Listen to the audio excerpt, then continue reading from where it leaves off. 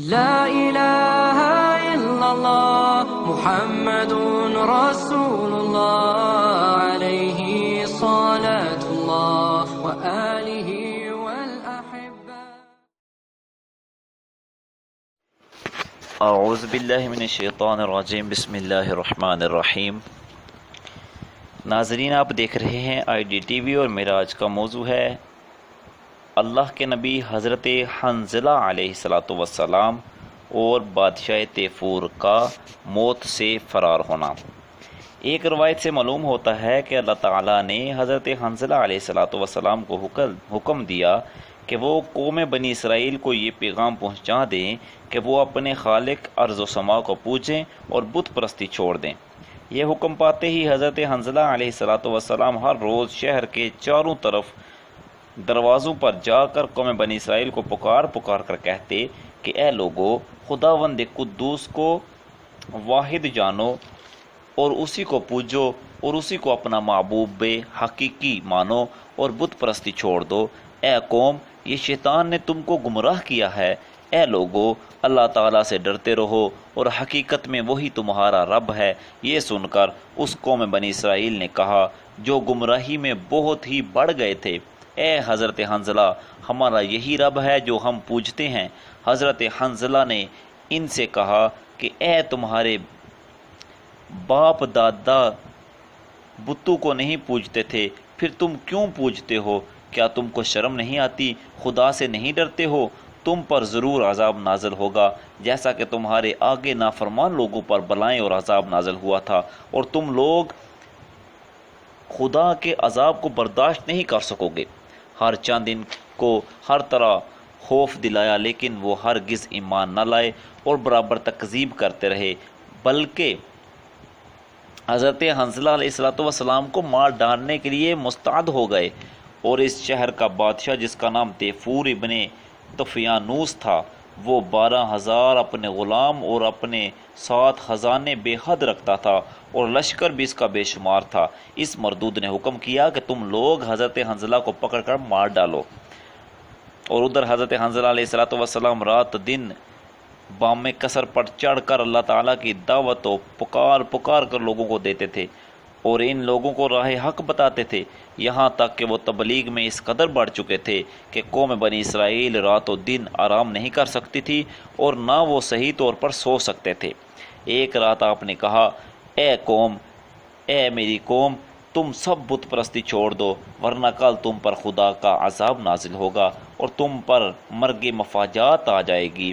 وہ لوگ چونکہ اپنی موت سے بے خبر تھے، وہ نہیں جانتے تھے کہ موت کیسی ہے، کیونکہ اس قوم پر 700 برس تک کوئی بھی ان میں سے نہ مرا تھا، اس لیے وہ حضرت حنظلہ علیہ السلام کی بات پر یقین نہ کرتے تھے۔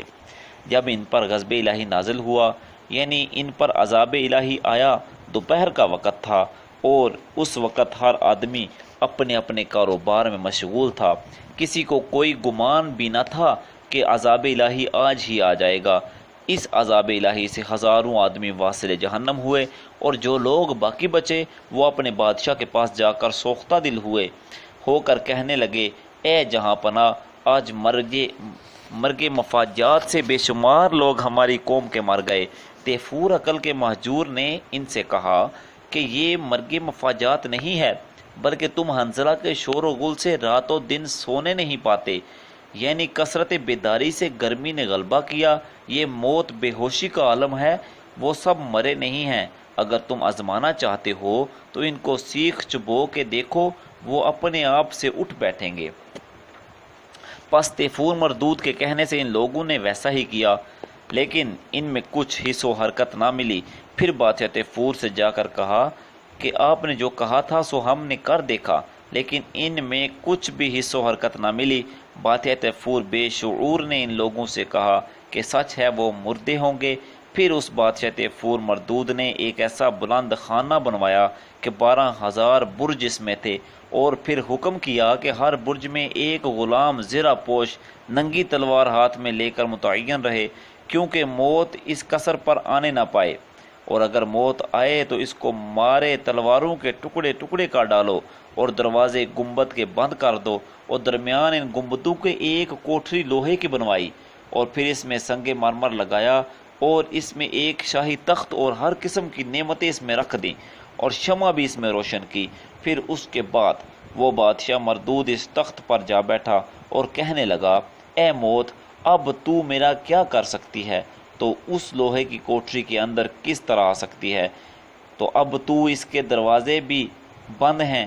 وہ اسی گمنڈ میں تھا کہ اچانک ایک مرد بڑا ہی ہیبت والا اس گنبد کے درمیان جہاں وہ بادشاہ مردود بیٹھا تھا اس نے اس جگہ کھڑا ہوا دیکھا۔ مارے ڈر کے ایک دم چونک پڑا اور ایسا معلوم ہوتا تھا کہ ابھی اس کی جان کف سے انصری سے پرواز کر جائے گی۔ اس سے پوچھا کہ تم کون ہو؟ یہاں کس طرح آئے ہو؟ اس نے کہا کہ میں اسرائیل ہوں۔ تیفور بادشاہ نے کہا، تم یہاں کیوں کر آئے ہو؟ وہ بولے کہ میں تیری جان قبض کرنے کو آیا ہوں۔ بادشاہ تیفور بولا، آج تو مجھ کو ذرا مہلت دو، کل جو چاہو سو کرنا۔ تب ملک الموت چلے گئے۔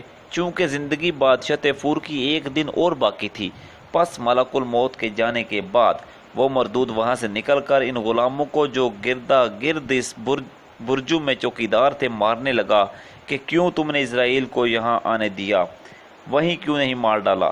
انہوں نے کہا، اے جہاں پناہ، ہم نے اس کو نہیں دیکھا، وہ کس طرح آیا؟ اس کے بعد بادشاہ تیفور اس گنبد میں جا کر کیا دیکھتا ہے کہ اس میں ایک سوراخ ہے۔ وہ سمجھا کہ اسرائیل کی آمد اسی سوراخ سے ہوئی ہے، لہذا وہ اس سوراخ کو بند کرنے لگ گیا، اور جب وہ بند ہو گیا تو پھر وہ بہت ہی بے پرواہ ہو گیا۔ پھر اسی تخت پر جا بیٹھا، اور وہ اس قسم سے بنوایا تھا کہ دیکھنے والا یہ خیال نہیں کر سکتا تھا کہ اس کا دروازہ کہاں سے ہے۔ تھوڑی دیر بعد جب اس نے اپنی نظر اٹھا کر دیکھا تو کیا دیکھتا ہے کہ حضرت اسرائیل علیہ السلام اسی جگہ گنبد کے اندر موجود ہیں جہاں کل دیکھا تھا۔ پوچھا کہ تم کس راہ سے آئے ہو؟ یہ بات سن کر انہوں نے کچھ بھی جواب نہ دیا۔ فوراً جگر میں ہار ڈال کر جان اس مردود کی اور اس کے ساتھ 12,000 غلاموں کی جو اس کی حفاظت میں گردا گرد چوکیدار تھے ایک ہی پال میں قبض کر لی۔ پھر نہ وہ قصر رہا، نہ وہ گنبد، نہ مالک رہا، اور نہ وہ خشم، نہ صغیر نہ کبیر، سب کے سب جہنم رسید ہو گئے، اور پانی دریا و چشمے کا سکھا دیا۔ باقی جو قوم بچی تھی وہ یہ دیکھ کر بہت ہی متعجب ہوئی اور بہت حیرت زدہ ہو گئی۔ نہ تو مالک رہا اور نہ اس کا خشم اور نہ پانی، سب کا سب ویران ہو گیا۔ پس جو باقی بچے تھے ان لوگوں سے حضرت حنظلہ علیہ السلام نے کہا، اگر تم خدا پر ایمان لاؤ گے اور میری رسالت کا اقرار کرو گے تب تو تم اس عذاب سے نجات حاصل کر سکتے ہو، ورنہ کسی طرح بچ نہیں سکتے۔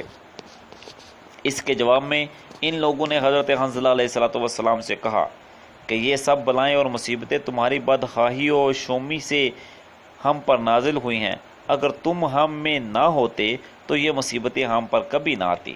یہ کہہ کر وہ حضرت حنظلہ پر دست درازی کرنا چاہتے تھے کہ اتفاق سے حضرت حنظلہ علیہ السلام ان کے بیچ سے نکل گئے۔ اس کے بعد خدا تعالی نے ایک سانپ ایسا ان کے لیے بھیجا کہ اس شہر کا طول و عرض 36 کوس کا تھا۔ اس سانپ نے یک بارگی چاروں طرف اس کے احاطہ کر لیا اور شہر کو دبانا شروع کیا تاکہ مقامات ان پر تنگ ہو جائیں، اور چشموں سے دھواں نکلا اور اس دھوئیں سے اکثر لوگ ہلاک ہو گئے۔ اور پھر اس کے کچھ روز بعد حضرت حنظلہ علیہ السلام نے اس جہان فانی سے لہرت فرمائی، اور جو نعمتیں بنی اسرائیل نے شام کے عمالقہ سے پائی تھیں وہ سب اپنے صرف میں لائے، اور عمالقہ کے لوگ یہاں سے ہزیمت پا کر زمین مغرب میں جا رہے۔ پھر ایک مدت مدید کے بعد قصد کیا اور اپنے دل میں خیال کیا کہ چلو بنی اسرائیل سے جا کر اپنی مملکت اور نعمتیں چھین لیں، اور ہم لوگ کب تک اس ملک میں رہیں گے اور اسی طرح دکھ اٹھاتے رہیں گے؟ چلو سب ملک شام میں اپنے باپ دادا کی میراث پر بیٹھیں اور اپنا دخل کریں، اور یہ بہتر ہے اس زندگی سے کہ ان سے لڑ بڑھ کر مر جائیں۔ پھر عمالقہ قوم اس تدبیر میں تھی اور قوم بنی اسرائیل اس سے غافل تھی، تمام دن فسق و فجور میں مستغرق رہتے، اور اپنی بدبختی کے مارے اللہ تعالیٰ نے بھی ان میں سے پیغمبری اور بادشاہی کو چھین لیا۔ تب یہ لوگ ذلیل و خوار ہو گئے۔ قوم عمالقہ نے آر کار ان سے لڑائی کی اور اس تابوت سکینہ اور مال و دولت کو ان سے چھین کر زمین مغرب میں لے گئے، اور وہیں تابوت سکینہ ایک سبب تھا ان کے اقبال و بلندی کا۔ اب ان میں نہ بادشاہی رہی کہ آرام سے کھائیں اور نہ اب کوئی پیغمبر رہا کہ اس کی دعا سے مقہور ہوں۔ سب کے سب غریب و عاجز ہو گئے، اور یہاں تک کہ ان کے درمیان میں کوئی عالم و فاضل بھی نہ رہا کہ ان کو ہدایت کرے اور ان کو شریعت سکھائے۔ تب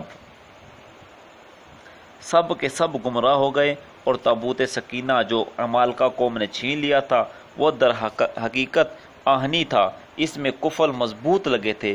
ایک روایت میں ہے کہ تابوت کا سر مثل بلی کے سر کے تھا، جس کسی کے کوئی حاجت ہوتی تو وہ تابوت سکینہ کے چاروں طرف پھر کر دعا مانگتا تو وہ دعا خداوند قدوس فوراً اس کی پوری کر دیتا، اور اگر کسی دشمن سے لڑائی کا موقع ہوتا تو اس تابوت کو سامنے رکھتے اور اس سے ایک آواز نکلتی مثل آواز بلی کے، اور اسی آواز سے دشمنوں کے دل میں ہیبت طاری ہو جاتی اور وہ سب بھاگ جاتے تھے، اور مومن لوگ اس کی برکت سے فتح یاب ہوتے تھے اور ہر طرح کا آسائش و آرام ملتا تھا۔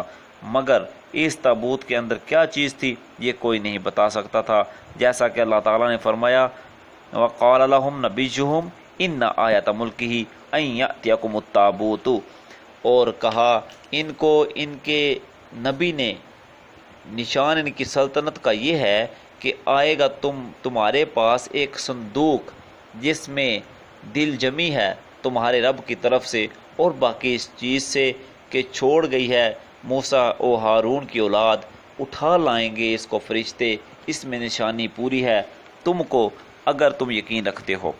خبر ہے کہ اس تابوت کے اندر حضرت موسیٰ علیہ السلام کا عصا اور حضرت ہارون علیہ السلام کا امامہ تھا، جو آسمان سے ان کی قوم کے لیے میدان طیہ میں اترتی تھی، جس کا تذکرہ اوپر گزر چکا ہے، اور 2 تختیاں تورات کی شکستہ جو حضرت موسیٰ علیہ السلام نے زمین پر مار کر توڑ دی تھیں وہ بھی اسی تابوت کے اندر تھی۔ یہ حالات تمام کتاب قصص الانبیاء میں موجود ہیں اور انہوں نے تورات سے نقل کیے ہیں۔